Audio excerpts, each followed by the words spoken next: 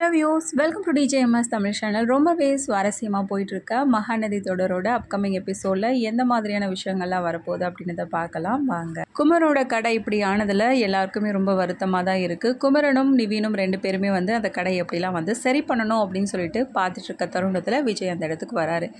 விஜய் இந்த விஷயத்த ஏற்கனவே கேள்விப்பட்டோ வரலை. இப்போ இவ்வளோ பிரச்சனை போயிட்டுருக்குன்னா அதுக்கு யார் காரணம்? பசுபதி தான். ஸோ எல்லா பிரச்சனைக்கும் ஒரே ஆளாக இருக்கிற அந்த பசுபதியை தேடி கண்டுபிடிக்கணும். அவனை பற்றின ஏதாவது தகவல் தெரிய வருதா அப்படின்ற விஷயத்த கேட்கறதுக்காக வந்திருக்காரு அந்த இடத்துக்கு. ஸோ இங்கே பார்த்ததுக்கு அப்புறமா தான் விஜய்க்கு இந்த விஷயம் புரிய வருது. இதனால் பசுபதி மேலேயும் ரொம்பவே கோவப்படுறாரு. ஸோ இதுக்கு எல்லாத்துக்குமே காரணம் நான் தான் அப்படின்னு சொல்லிட்டு என்ன பண்ணுறாரு விஜய் மன்னிப்பும் கேட்குறாரு. ஐயோ என்ன ப்ரோ நீங்கள் மன்னிப்பு கேட்டுட்ருக்கீங்க, இது எல்லாத்துக்குமே காரணம் நாங்கள் தான். ஏன்னா தனிப்பட்ட முறையில் உங்களுக்கும் அவனுக்கும் எந்த விதமான சம்மந்தமும் கிடையாது. ஆரம்பத்துலேருந்து எங்களை தான் அவன் தாக்கிட்டு இருந்தான். ஸோ எங்களால் தான் நீங்கள் அதிகமாக பாதிப்படைஞ்சிருக்கீங்க, அதனால தான் இதை மாதிரி பண்ணுறான். ஸோ எங்களை நீங்கள் மன்னிச்சிடுங்க அப்படின்னு சொல்லிட்டு குமரன் கேள்வி கேட்க அங்கே தான் சொல்கிறாரு விஜய். என்ன ப்ரோ நீங்கள் நாங்கள் அப்படின்னு சொல்லிட்டு தனித்தனியாக பிரித்து பேசிகிட்டு இருக்கீங்க, நம்ம எல்லாம் ஒரே ஃபேமிலி தானே. முதல் ஆரம்பத்தில் காவேரியோடைய அப்பா அதிகமாக தாக்கப்பட்டிருக்காரு. அதுக்கப்புறமா காவேரி விஷயத்துலையும் அவன் நிறைய பிரச்சனை பண்ணியிருக்காங்க. அவனை சும்மாவே விடக்கூடாது அப்படின்னு சொல்லிட்டு விஜய் சொல்ல, இன்னொரு பக்கம் நிவீன் குமரன் ரெண்டு பேருமே பேசுகிறாங்க. ஆமாம் அவனை சும்மாவே விடக்கூடாது, அதுக்கு நாங்கள் ஹெல்ப் பண்ணுறோம் அப்படின்ற மாதிரி பேசிகிட்டு இருக்காங்க.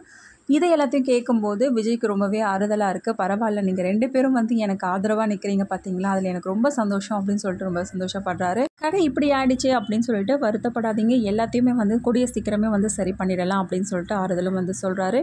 இந்த சமயத்தில் இப்படி தனியாக நீங்கள் அங்கங்கே அலைஞ்சிட்டு இருந்தால் கண்டிப்பாக உங்களை போலீஸ் தேடிட்டு தான் வரும். அதனால் நீங்கள் கொஞ்சம் ஜாக்கிரதையாக இருங்க, இங்கேருந்து நீங்கள் கிளம்புங்க, நாங்கள் எல்லாத்தையும் பார்த்துக்குறோம் அப்படின்னு சொல்லிட்டு சொல்கிறாங்க. எல்லாத்தையும் சரி பண்ணிகிட்ருக்க தருணத்தில் கங்கா அந்த இடத்துக்கு வராங்க. இதை பார்த்து ரொம்பவே அதிர்ச்சியாக போய் நிற்கிறாங்க. பயங்கரமாக அழவும் ஆரம்பிக்கிறாங்க. ஏன்னா ரொம்பவே கஷ்டப்பட்டு உருவாக்கின கடை இல்லையா, அதனால் ரொம்பவே பார்த்து பயங்கர அதிர்ச்சியாக அது மட்டும் இல்லாமல் கதறி கதறி அழ ஆரம்பிக்கிறாங்க. இது யார் பண்ணதும் அப்படின்னு கேட்குறாங்க.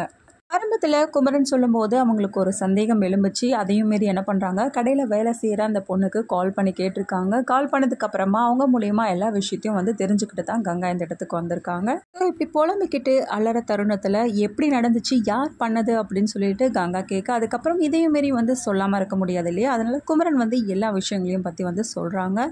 ஒரு பக்கம் காவேரியும் அந்த இடத்துக்கு வராங்க, சமாதானப்படுத்துகிறாங்க கங்காவை. அதே மாதிரி தான் எங்கள் அப்பாவை தாக்குனா இப்போ வெண்ணிலா விஷயத்துலையும் அதே மாதிரி பண்ண ஆரம்பிச்சிட்டானே அப்படின்னு சொல்லிட்டு என்ன பண்ணுறாங்க, பயங்கரமாக புலம்ப ஆரம்பிக்கிறாங்க கங்கா. இந்த சமயத்தில் பசுபதி என்ன பண்ணுறாங்க, குமரோட நம்பருக்கு கால் பண்ணி எப்போதும் என்ன பண்ணுறாங்க, வெறுப்பேற்றி பேசுகிற மாதிரி குமரன் கிட்ட பேசிகிட்டு இருக்காங்க. உனக்கு என்னடா பிரச்சனை அப்படின்னு சொல்லிட்டு பசுபதியும் கேட்க, குமரன் என்ன பண்ணுறாரு பதிலுக்கு, இங்கே பேர் உன்னை சும்மா விட மாட்டேன் அப்படின்னு சொல்லிட்டு என்ன பண்ணுறாங்க, அவங்களும் பேசுகிறாங்க.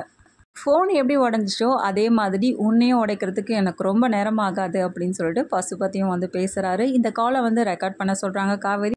குமரன் அந்த ஆப்ஷனை தேடுறாரு. அந்த சமயத்தில் பசுபதியும் கண்டுபிடிக்கிறாங்க. என்ன என்னோட காலை ரெக்கார்ட் பண்ண போகிறீங்களா, அது தெரியாமலே நான் உங்களுக்கு கால் பண்ண போகிறேன், அதெல்லாம் பண்ணவே முடியாது அப்படின்ற மாதிரி சொல்லிட்டு இருக்காரு. காவேரி ஃபோனை வாங்கி பேசுகிறாங்க. உனக்கு என்கிட்ட தானே பிரச்சனை, உனக்கு தைரியம் தான் நேருக்கு நேர் என்கிட்ட மோத வேண்டித்தானே அப்படின்னு சொல்லிட்டு அதுக்கேற்ற மாதிரி அவரும் பதிலடி கொடுக்குறாரு. இன்னொரு பக்கம் நிவீனும் ஃபோனை வாங்கி பேசுகிறாரு. பசுபதிக்கு சவால் விட்டபடியே நிவீனும் ஃபோனை கட் பண்ணுறாங்க. வீட்டுக்கு போனதுக்கு அப்புறமா என்ன எல்லாரும் ஒன்றா வந்துட்டுருக்கீங்க அப்படின்னு சொல்லிட்டு கேள்வி கேட்க, அதுக்கப்புறமா நடந்த எல்லா விஷயங்களையும் பற்றி சொல்கிறாங்க. இதனால ரொம்பவே பதட்டம் அடைகிறாங்க. யார் இந்த வேலையை பண்ணது அப்படின்னு சொல்லிட்டு பாட்டி ரொம்பவே புலம்பிக்கிட்டே அப்படி கேட்குறாங்க. இன்னொரு பக்கம் சாரதாவும் கேட்குறாங்க, திடீர்னு நம்ம கிட்ட பிரச்சனை பண்ணுற அளவுக்கு என்ன நடந்திருக்கு தம்பி அப்படின்னு சொல்லிட்டு கேட்குறாங்க. இதுக்கப்புறமும் மறைக்காமல் இருக்க முடியாது இல்லையா, எல்லா உண்மைகளையும் சொல்கிறாங்க சாரதா கிட்ட.